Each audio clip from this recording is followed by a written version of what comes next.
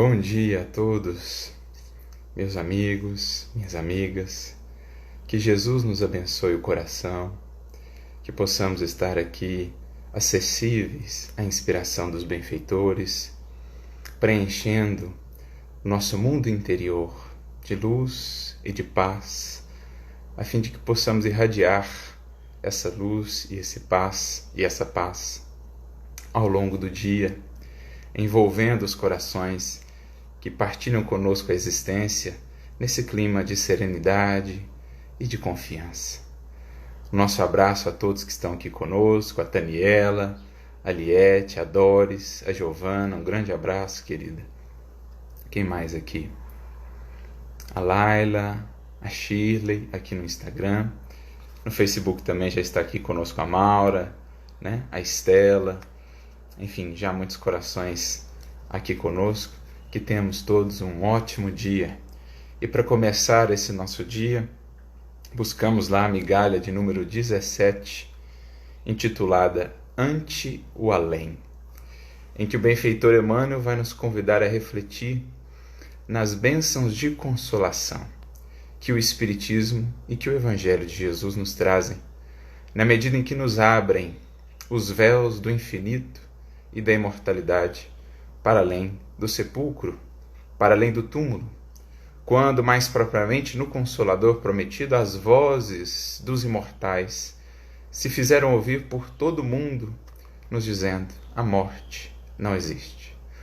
Tomba o corpo, segue o espírito caminheiro da eternidade. É preciso aprendamos a nos nutrir desses horizontes infinitos que Jesus nos abriu com a mensagem inesquecível da sua ressurreição, da vida que sempre triunfa sobre a morte, para que aprendamos, assim consolados, assim inspirados por esses horizontes infinitos, seguir sempre, quaisquer que sejam as lutas, quaisquer que sejam os desafios. E então ele diz: a vida não termina onde a morte aparece. Me recordo de um pequenino verso de Rabindranath Tagore, o grande poeta indiano, em que ele diz: morre a flor, nasce a semente. Morre a semente, nasce uma nova planta. E assim a vida segue o seu caminho, sempre mais forte do que a morte. A morte, quando enxergamos a vida pelos olhos do Espírito, é simples transposição, é simples mudança de experiências, é simples convite da vida a novos horizontes de trabalho, a novos horizontes de realização. Lembramos agora há pouco da ressurreição de Jesus, dessa lembrança da Páscoa, dessa mensagem que não pode ser por nós esquecida, de que a vida é, de fato, a grande vencedora na criação. Tudo vive, tudo é vida, e morte é simples transição. Não transformes saudade em fel dos que se foram.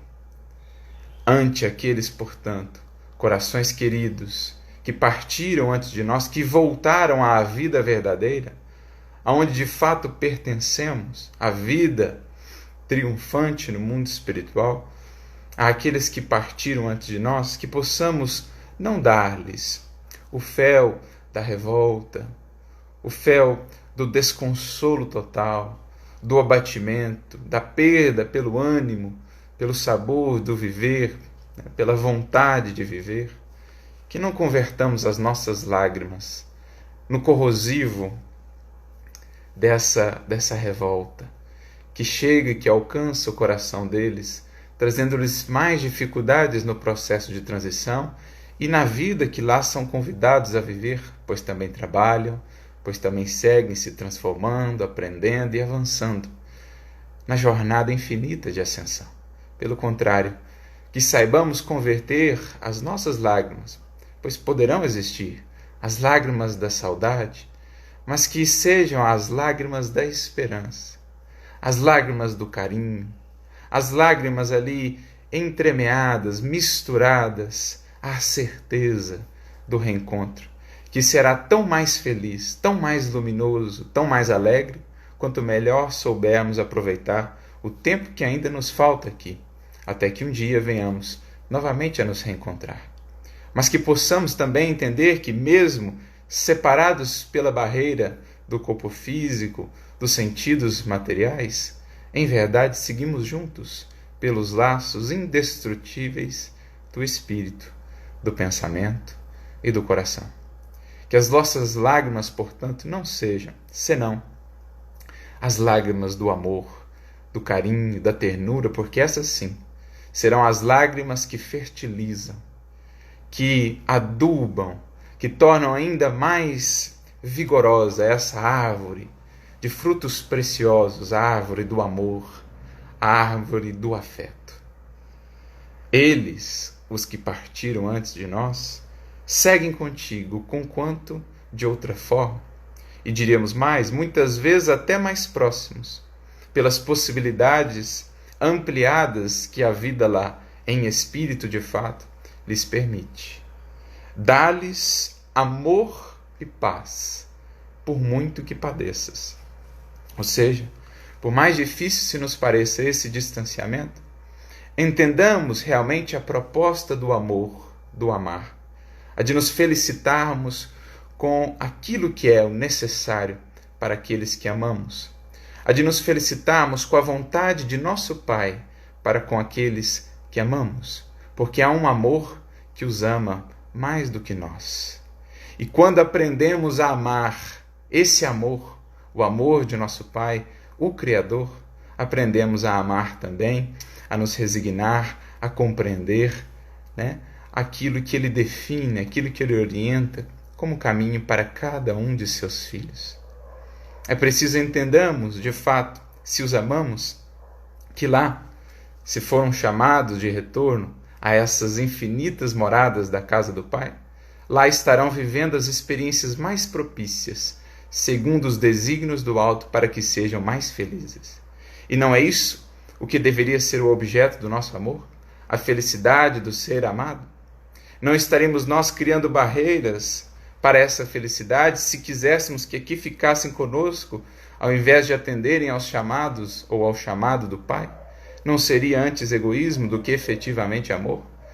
Portanto, que saibamos nos alegrar com a vontade divina a conduzir, a expressar-se na vida daqueles que amamos, e saibamos, por mais que isso nos traga dificuldades, por mais que isso nos traga aí uma certa dor ao coração, saibamos entregar, transformar essas dores num amor ainda mais depurado, num amor que confia ainda mais por amar ao amor muitas vezes não amado, o amor de nosso Pai. Eles também te esperam, os que estão de lá, procurando amparar-te. Todos estamos juntos na presença de Deus. Aqueles, portanto, que aprendem a amar em Deus, aprendem a entender também, e mais do que isso, a sentir, que para o amor não há espaço, não há tempo, não há distância. Nada pode, de fato, abafar o amor. Nada pode abafar essa força divina que supera até mesmo a morte, porque aqueles que amam passam a viver já em clima de eternidade. E onde quer que estejam, sentem-se um ao outro, fortalecem-se um ao outro, inspiram-se um ao outro. É essa a nossa busca, que possamos de fato, aprendendo com Jesus, a vibrar nesse clima de vida eterna, a vivermos enquanto espíritos como aqueles que já entenderam a fala de Paulo: onde está, ó morte, a tua vitória? Se tudo na criação é vida que transborda, é vida que triunfa, é vida que ressurge depois de cada sombra, de cada morte, entre aspas, ainda mais renovada, ainda mais viva a se expressar no infinito e na eternidade da criação. Aprendamos a amar em Deus e então aprenderemos a amar todos os nossos, a todos aqueles que amamos, já nesse clima da eternidade, convertendo as lágrimas que possam existir, as lágrimas da saudade, nas lágrimas, no adubo, no fertilizante da esperança e da serenidade que fará do reencontro um sublime momento de alegria e de reconforto, e que nos inspirará a aproveitar os momentos que nos distanciam ainda desse reencontro, para consolidar ainda mais luz e mais felicidade em nosso coração e certamente no coração daqueles que nos esperam do lado de lá. Era essa a nossa reflexão de hoje, que saibamos de fato comungar com a imortalidade, que saibamos viver nesse clima de eternidade, preparando sempre e cada vez mais laços vigorosos que permanecerão conosco a nos sustentar aonde quer que estejamos no infinito da criação de Deus.